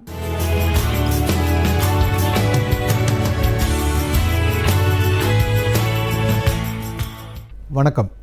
ஆலோசனை நேரத்தில் கல்வியும் வேலைவாய்ப்பு பகுதிக்கு உங்களை அன்புடன் வரவேற்கிறேன். நம்ம ஒரு இலக்கை அடையணும் அப்படின்னா அதற்காக முழு மூச்சில் ஈடுபட வேண்டும். கல்வியாக இருந்தாலும் சரி, வேலைவாய்ப்பாக இருந்தாலும் சரி, நம்ம அடைய வேண்டிய இலக்கை தெளிவான சிந்தனையோடு அடைய அனைத்து முயற்சிகளையும் நம்ம மேற்கொள்ளணும். இந்த வாரம் நம்ம பார்க்குறப்போ சிவில் இன்ஜினியரிங் சைடில் இப்போ சிவில் இன்ஜினியரிங் படிக்கிறாங்க, ஆர்கிடெக்சர் படிக்கிறாங்க. இவங்கெல்லாம் எப்படி தங்களை தயார்படுத்திக்கிட்டால் ஒரு வேலைவாய்ப்புக்கு போகலாம், என்ன மாதிரி பயிற்சிகள் அவங்க அவங்களோட கல்வி இதில் அவங்க எடுத்துக்கணும் அப்படின்னு நம்ம இன்றைக்கி பார்க்கலாம். இப்போ சிவில் இன்ஜினியரிங் அப்படிங்கிறது ஒரு பேரண்ட் பிரான்ச், அதாவது மிகவும் அடிப்படையான ஒரு இன்ஜினியரிங் டிபார்ட்மெண்ட்.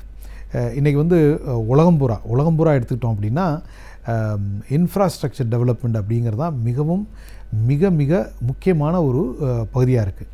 இன்றைக்கி வேலைவாய்ப்பில் ஸ்கில்ஸ் ஷார்ட்டேஜ் அப்படின்னு சொல்கிற திறன் இடைவெளி எங்கேயெல்லாம் ஸ்கில்ஸ் கம்மியாக இருக்குது அப்படின்னு நம்ம எடுத்துக்கிட்டோம் அப்படின்னா சிவில் இன்ஜினியரிங் இன்ஃப்ராஸ்ட்ரக்சர் சைடு அப்படிங்கிறது ஒரு பெரிய கேப் இருக்குது. அதாவது நமக்கு தேவைக்கும் நமக்கு எத்தனை பேர் வேணும் அப்படிங்கிறதுக்கும் எத்தனை பேர் நம்ம வச்சுருக்கோம் அப்படிங்கிறதுக்கும் பார்த்தோன்னா தேவை மிக மிக அதிகம். இப்போ இந்தியாவில் இந்த மேக்கிங் இன் இந்தியா அப்படின்னு சொல்லி நிறையா ஃபேக்ட்ரி பண்ணுறதுக்காக முயற்சி பண்ணுறோம். ஸோ ஒரு ஃபேக்ட்ரி கட்டணும் அப்படின்னா அதில் எவ்வளோ சிவில் இன்ஜினியரிங் தேவைப்படணும் உங்களுக்கு தெரியும். ஒரு ஃபேக்ட்ரி கட்டணும், ரோடு போடணும், இன்ஃப்ராஸ்ட்ரக்சர் டெவலப் பண்ணணும். இதெல்லாம் பண்ணதுக்கப்புறம் தான் நம்ம ப்ரொடக்ஷன் ஆரம்பிக்க முடியும். அதே மாதிரி ஸ்மார்ட் சிட்டிஸ்ன்னு சொல்கிறாங்க. ஸ்மார்ட் சிட்டிஸ் அப்படின்னா ஒரு நகரத்தை மேம்படுத்துறது, அந்த நகரத்தில் பல விஷயங்கள் பண்ணுவதற்கான பல கோடி ரூபாய் முதலீடு செஞ்சு அந்த நகரத்தை ஸ்மார்ட்டாக மாற்றணும் அப்படின்னு பார்க்குறாங்க. அப்படி பண்ணுறப்போ அதுலேயும் எவ்வளோ இன்ஃப்ராஸ்ட்ரக்சருக்கு எவ்வளோ ஆள் வேணும் அப்படிங்கிறது நமக்கு தெரியும். மூன்றாவது எடுத்துக்கிட்டோன்னா ரோட்ஸ். இப்போ உலகம் பூரா இந்தியா முழுசும் ரோடு போடுறாங்க, இந்தியா முழு வில்லேஜ் எல்லாம் கனெக்ட் பண்ணுறாங்க. எல்லாம் கனெக்ட் பண்ண எல்லாத்துக்குமே ஆட்கள் வேண்டியிருக்கும். ஸோ இன்றைக்கி மிகவும் அதிகமான தேவையுள்ள துறை அப்படின்னு எடுத்துக்கிட்டோம் அப்படின்னா இன்ஃப்ராஸ்ட்ரக்சர், அதில் சிவில் இன்ஜினியரிங், ஆர்கிடெக்சர் இது எல்லாமே ஒரு அங்கம். ஸோ சிவில் இன்ஜினியரிங் படிச்சுட்டு வேலை இல்லை அப்படின்னு சொன்னால் உண்மையிலே அது ஒரு தகாத சூழல். ஏன்னா வேலை வாய்ப்புகள் மிக மிக அதிகமாக உள்ள ஒரு துறை சிவில் இன்ஜினியரிங். அந்த சிவில் இன்ஜினியரிங்கில் படித்து எனக்கு சரியான வேலை கிடைக்கவில்லை அப்படின்னு ஒருத்தர் சொல்கிறார் அப்படின்னா அதுக்கு ஒரே காரணம் அவர் தன்னை வேலைக்கு ஏற்றபடி தயார்படுத்தி கொள்ளலை அப்படின்னு தான் அர்த்தம். ஸோ அதனால் இப்போ இன்ஜினியரிங் படித்தவங்களாக இருந்தாலும் சரி, படித்தவங்களாக இருந்தால் நம்ம என்ன பண்ணோம் அப்படின்னா உடனடியாக இப்போ வந்து இந்த சிவில் எல்லாமே வந்து ஒரு ஸ்டார்டிங் டேட் இருக்கும், ஒரு எண்டிங் டேட் இருக்கும். இன்றைக்கி ஆரம்பிக்கணும், இன்றைக்கி முடிக்கணும், இவ்வளோ பணத்தில் முடிக்கணும், இவ்வளோ பட்ஜெட்டில் முடிக்கணும் அப்படின்னு ஒரு வரையறுக்கப்பட்ட ஒரு துறை. ஸோ அதில் வந்து நீங்கள் வந்து 2 விஷயம் பண்ணலாம். ஒன்று வந்து ஒரு ப்ராஜெக்ட் எக்ஸிக்யூஷன். அதான் நீங்கள் என்ன வேணாலும் டிசைன் பண்ணலாம், எப்படி வேணாலும் டிசைன் பண்ணலாம். ஆனால் அந்த ப்ராஜெக்டை சரியான முறையில் எக்ஸிக்யூட் பண்ணால் மட்டும்தான், செயல்படுத்தினால் மட்டும்தான் அந்த ப்ராஜெக்டை சக்ஸஸ்ஃபுல்லாக வரும். ஸோ நம்ம வந்து என்னென்னமோ ப்ராஜெக்ட்லாம் பண்ணியிருக்கோம். ஆண்டாண்டு காலமாக 100 ஆண்டு காலமாக பெரிய பெரிய பில்டிங் கட்டியிருக்கோம், அணைகள் கட்டியிருக்கோம், எல்லாம் கட்டியிருக்கோம். இந்த எல்லா அறிவையும் சேர்த்து அது நாலேஜ் பேஸை க்ரியேட் பண்ணி ப்ராஜெக்ட் மேனேஜ்மெண்ட் அப்படின்னு சில சாஃப்ட்வேர்லாம் டெவலப் பண்ணியிருக்காங்க. இந்த சாஃப்ட்வேர்லாம் என்ன பண்ணும் அப்படின்னா, ஒரு ப்ராஜெக்டை பண்ணணும் அப்படின்னா அதுக்கு வந்து என்னென்ன ஏரியா இருக்குது, அந்தந்த ஏரியாவில் எப்பப்போ பண்ணணும், என்றைக்கு ஸ்டார்டிங் டேட், என்றைக்கு எண்டிங் டேட்டு, எவ்வளோ பட்ஜெட்டு, இதுக்கு என்ன ப்ரொக்யூர் பண்ணணும், எப்போ ஸ்டார்ட் பண்ணணும், எப்போ எண்ட் பண்ணணும் அப்படிங்கிற மாதிரி நிறைய கைடன்ஸ் கொடுக்கும் அது. ஸோ அந்த சாஃப்ட்வேர்களை கற்றுக்கணும். முதல்ல அந்த சாஃப்ட்வேர்களை பயன்படுத்தி எப்படி நம்ம வந்து ஒரு ப்ராஜெக்டை ஆன் டயத்துக்கு கம்ப்ளீட் பண்ணுறது, எப்படி நம்ம ஒரு ப்ராஜெக்டை வந்து ஸ்டிப்புலேட்டட் பட்ஜெட்டில் கம்ப்ளீட் பண்ணுறது அப்படிங்கிறத நம்ம கற்றுக்கணும். இது ஒன்று. இல்லை நான் வந்து டிசைன் சைடில் போகிறேன், நான் வீடு கட்ட போகிறேன், பில்டிங் கட்ட போகிறேன், ஃபேக்ட்ரி கட்ட போகிறேன் அப்படின்னு சொன்னால் அந்த கேட் சம்மந்தப்பட்ட பயிற்சிகள், அதாவது கம்ப்யூட்டர் டிசைன் என்று அழைக்கப்படுகின்ற சிவில் கேட் அப்படின்னு சொல்கிற சிவில் கேட் பயிற்சிகளை வந்து நம்ம கற்றுக்கணும். இப்போ சிவில் கேட் பயிற்சிகள் அப்படின்னு எடுத்துக்கிட்டோம்னா அது வந்து ஆட்டோகேடில் ஆரம்பிச்சு, ஆட்டோகேடுங்கிற ஒரு அடிப்படை சாஃப்ட்வேரில் ஆரம்பிச்சு இப்போ ரிவிட்னு ஒரு சாஃப்ட்வேர் இருக்குது, பில்டிங் இன்ஃபர்மேஷன் மாடலிங் அப்படின்னு சொல்கிறோம். ரிவிட்னு ஒரு சாஃப்ட்வேர் இருக்குது. அந்த சாஃப்ட்வேரை நம்ம கற்றுக்கிட்டோம் அப்படின்னா ஒரு பில்டிங்கை வந்து எப்படி வந்து நம்ம வந்து வடிவமைக்கிறது, எப்படி ஒரு பில்டிங் வந்து ஒரு மெக்கானிக்கல் ஒரு காம்பனண்ட் மாதிரி, ஒரு கம்ப்யூட்டர் தயாரிக்கிற மாதிரி ஒரு பில்டிங் எப்படி தயாரிக்கிறது, பில்டிங் பிளாக்ஸ் வச்சு ஒரு மேனுஃபேக்சரிங் த பில்டிங் அப்படிங்கிற மாதிரி அதை வந்து நம்ம பண்ண முடியும். அந்த ரிவிட்டுங்கிற சாஃப்ட்வேரை நம்ம கற்றுக்கலாம். அந்த சாஃப்ட்வேரை கற்றுக்கிறது மூலம் நம்ம வந்து ஒரு ப்ராஜெக்ட், அதாவது ஒரு பில்டிங்கை சரியான நேரத்தில் சரியான செலவில் கட்டி முடிக்க முடியும். அதுக்கப்புறமா வந்து நம்ம கட்டின பில்டிங் இடிஞ்சு விழாமல் இருக்குமா? இப்போ நம்ம பல இடங்களில் பார்க்குறோம், மிக உயரமாக பில்டிங் கட்டுறாங்க, ஒரு நாளைக்கு திடீர்னு சரிஞ்சு விழுந்துருது. ஸோ அந்த மாதிரி அது எவ்வளோ சேதங்கள் வருது. அந்த பில்டிங் மட்டும் சேதம் இல்லை, பில்டிங்கை சுற்றி இருக்கவங்களும் சேதம் வருது. அப்போ வந்து சரியான திட்டமிடாத டிசைன், ஒரு சரியான டிசைன் பண்ணல அப்படின்னா அது வந்து ரொம்ப ரொம்ப டேஞ்சரஸ். அப்போ ரொம்ப டேஞ்சரஸ் அப்படின்னு நம்ம எடுத்துக்கிறப்போ அந்த பண்ண டிசைன் வந்து சரியாக இருக்கா, அந்த டிசைன் வந்து நிற்குமா, அந்த டிசைன் வந்து இந்த விண்ட்லோட தாங்கி நிற்குமா, சென்னை மாதிரி ஒரு மண் இருக்க இடத்துல அந்த பில்டிங் தாங்குமா, இதே பில்டிங்கை வேறு ஊரில் கட்டினா எப்படி கட்டணும் அப்படிங்கிறதுக்கு டிசைன் அனாலிசிஸ் அப்படின்னு ஸ்டாட் ப்ரோ அப்படின்னு ஒரு சாஃப்ட்வேர் இருக்குது. அந்த சாஃப்ட்வேரை பயன்படுத்தி இந்த பில்டிங்கில் நம்ம டிசைன் பண்ணது சரியா, இந்த பில்டிங்க்கு எவ்வளோ இரும்பு போடணும், எத்தனை இன்ச்சு ராடு போடணும், எவ்வளோ காங்கிரீட் போடணும், என்ன மாதிரி ஒரு பில்லரோட திக்னஸ் என்ன இருக்கும், பீமோட திக்னஸ் என்ன இருக்கும் அப்படிங்கிற மாதிரி எல்லா விஷயங்களையும் டிசைனில் பண்ணணும். அதுக்கப்புறம் யூ கெட் இன்டு எக்ஸிக்யூஷனுக்கு ப்ராஜெக்ட் மேனேஜ்மெண்ட். ஸோ இப்போ ஒரு சிவில் இன்ஜினியர்னு எடுத்துக்கிட்டோம் அப்படின்னா அவர் வந்து ஒரு பிளான் போடணும், பிளான் போட்டு ஒரு பிம்மில் ஒரு மாடல் க்ரியேட் பண்ணணும், அந்த மாடல் க்ரியேட் பண்ணி டிசைன் வேலிடேட் பண்ணணும். அந்த மாடல் சரியான முறையில் இருக்குமா, இந்த விண்ட்லோட தாங்குமா, இவ்வளோ ப்ரெஷர் தாங்குமா, எத்தனை பேர் ஏறலாம், எத்தனை குடும்பம் இருக்கலாம், என்ன லோடு தாங்கும், என்ன சேஃப்டி, எர்த்குவாக் வித்ஸ்டாண்ட் பண்ணுமா அப்படிங்கிற மாதிரி விஷயங்களை எல்லாம் அவங்க அனலைஸ் பண்ணும். அதற்கப்புறம் பில்டிங்கை கட்டுறாங்க. அந்த பில்டிங் கட்டுறப்போ அந்த project execution starting to ending, எப்போ ஆரம்பிக்கணும், எப்போ முடிக்கணும், எவ்வளோ பட்ஜெட்டு, எத்தனை பேர் வேலைக்கு வேணும், எப்போ வந்து காங்கிரீட் போடணும் அப்படிங்கிற மாதிரி டீட்டெயில்ஸை கற்றுக்கணும். அது இப்போ கற்றுக்கிட்டோம் அப்படின்னா நீங்கள் ஒரு பில்டர்ட்டே ஒரு இன்ஜினியரிங் டிசைன் கம்பெனிக்கு போகிறீங்க, ஒரு கான்ட்ராக்டிங் கம்பெனிக்கு போகிறீங்க. அந்த கான்ட்ராக்டிங் கம்பெனியில் போய் உங்களால் வந்து ஒரு பில்டிங்னா என்ன, அதோட அடிப்படை என்ன, அதை கட்டுறதுக்கான சூழல் என்ன, அதில் பிம் என்ன வேலை செய்யுது, ப்ராஜெக்ட் மேனேஜ்மெண்ட் எப்படி வேலை செய்யுது அப்படிங்கிறது எல்லாத்தையும் நம்ம வந்து ஒரு இன்டர்வியூவில் சொல்ல போனோம் அப்படின்னா நிச்சயமாக அவங்க வந்து உங்களுக்கு வேலை கொடுக்கறதுனால வாய்ப்புகள் மிக மிக அதிகம். நீங்கள் வந்து you are becoming employable. Employment இருக்க இடத்துல யூ பிகமிங் எம்ப்ளாயபிள். நீங்கள் வேலைக்கு உங்களை தயார்படுத்திக்கிறீங்க, வேலையை உங்களால் செய்ய முடியுங்கிற நம்பிக்கையை வந்து அந்த எம்ப்ளாயருக்கு கொடுக்குறீங்க. ஸோ இப்படி ஒரு சூழல் நீங்கள் வந்து படிக்கிறப்பவே ஏற்படுத்திக்கிட்டீங்க அப்படின்னா, படிக்கிறப்பவே தெரிஞ்சுக்கிட்டு இன்ஜினியரிங் படிக்கிறப்போ இயர் 1, இயர் 2, இயர் 3ல் உங்களை கொஞ்சம் கொஞ்சமாக தயார்படுத்திட்டு வந்தீங்கன்னா ஃபைனல் இயரில் வரப்போ நீங்கள் வந்து வேலைக்கு தயாரிங்கன்னு அர்த்தம். வேலைக்கு தயாராகி விட்டாச்சு, நான் ஃபைனல் இயர் படித்து முடிச்சுட்டு போகிற அன்றைக்கி எங்கே இன்டர்வியூ பண்ணாலும் என்னால் ஜெயிக்க முடியும் அப்படிங்கிற ஒரு நம்பிக்கை உங்களுக்கு வந்துடும். அப்படியே படிக்கிறப்போ காலேஜில் படிக்கிற சூழலில் வந்து நான் ஒரு சின்ன ஊரில் படித்தேன், அங்கே கேட் படிக்கிறதுக்கு வாய்ப்புகள் இல்லை நான் வந்து ப்ராஜெக்ட் மேனேஜ்மெண்ட் படிக்கிறதுக்கு வாய்ப்புகள் இல்லை, நான் சென்னைக்கு வந்து தான் படிக்கணும் அப்படின்னா இங்கே வந்து படித்ததுக்கப்புறம் இந்த மாதிரி ஒரு முழுசாக திறனை வளர்க்கணும். படிப்பு வந்து திறன் வந்து ஒரு சர்டிஃபிகேட்லேருந்து வந்துடாது. நான் படிச்சுட்டேன் அப்படின்னு ஒரு சர்டிஃபிகேட் இருந்தால் நிச்சயமாக உங்களுக்கு வேலை கிடைக்க போகிறதில்ல. இந்த மாதிரி திறன்கள் வந்து உங்களால் செய்து காட்ட முடியும். செயல் திறன் அப்படிங்கிறது செஞ்சு காட்டணும். செஞ்சு காட்ட முடிஞ்சது அப்படின்னா உங்களுக்கு வந்து நிச்சயமாக வாய்ப்புகள் நிச்சயமாக இருக்கும். அதாவது இப்போ வந்து ஒரு அழகான ஒரு வாசகம் இருக்குது. அதாவது success comes to people with 1% inspiration and 99% success. 1% உந்துதலும் 99% கடின உழைப்பும் இருந்தால் தான் நம்மளால் ஜெயிக்க முடியும்.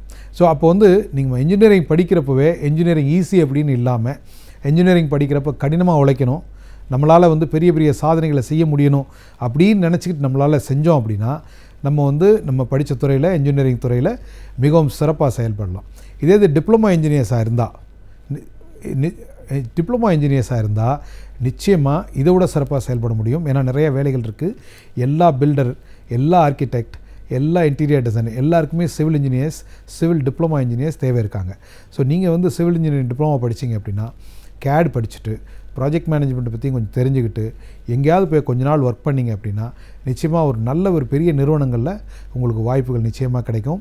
அதாவது எந்த விதமான பிரச்சனையும் கிடையாது. வேலைகள் அதிகமாக காத்திருக்கின்றன. நிச்சயமாக உங்களால் சிறப்பாக செயல்பட முடியும். நன்றி. மீண்டும் அடுத்த வாரம் இன்னொரு நிகழ்ச்சியில் உங்களை சந்திக்கிறேன். நன்றி.